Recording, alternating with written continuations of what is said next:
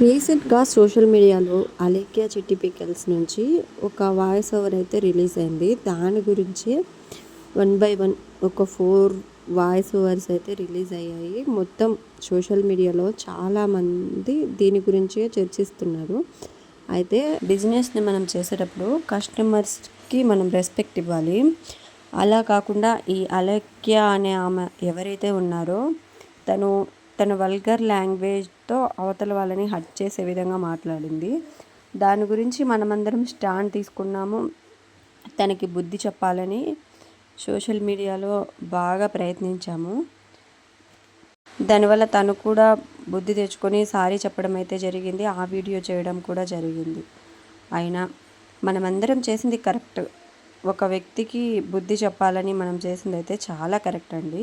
కానీ ఏదైనా సరే ఒక లిమిట్ వరకే ఉంటుంది. ఇలా మనం ఎక్కువగా చేయటం వల్ల వాళ్ళు మన వల్ల ఏదైనా చేసుకొని ఒకవేళ ఆత్మహత్య లాగాను ఏదైనా కానివ్వండి, వాళ్ళకి ఏదైనా అయితే మళ్ళీ రిగ్రెట్ ఫీల్ అవ్వాల్సింది మనమే. సోషల్ మీడియాలో చాలా వైరల్ చేశారు. ఆమెకు బుద్ధి వచ్చేలాగా చేశారు. ఇక నుంచి అయినా ఆపేస్తే మంచిది అని నా అభిప్రాయం.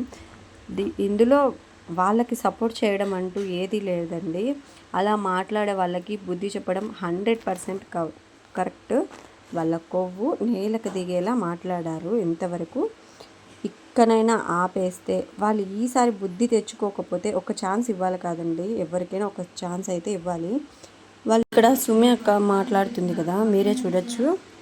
వాడారు సరే, అది నేను చెప్పాను, అది వదిలేసేయండి. ఇప్పుడు ఈరోజు ప్రాణం మీదకి వచ్చిందండి. ఇప్పుడు ఏమన్నా అయితే ఎవరు రెస్పాన్సిబిలిటీ తీసుకుంటారు? చెప్పడానికి మా డాడీ కూడా లేరు.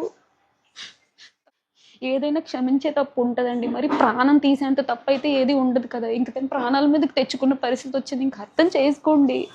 న్యూస్ సో ఏదైతే ఇన్ని రోజులు ఈ సోషల్ మీడియాలో ట్రోలింగ్ అనేది జరిగిందో అది వాళ్ళకు చెప్పుతూ కొట్టినట్టు బుద్ధి వచ్చినట్టు అయిందండి.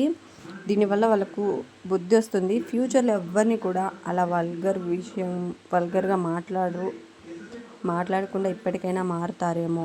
మనం కూడా ఒక ఛాన్స్ ఇవ్వాలి కదండి.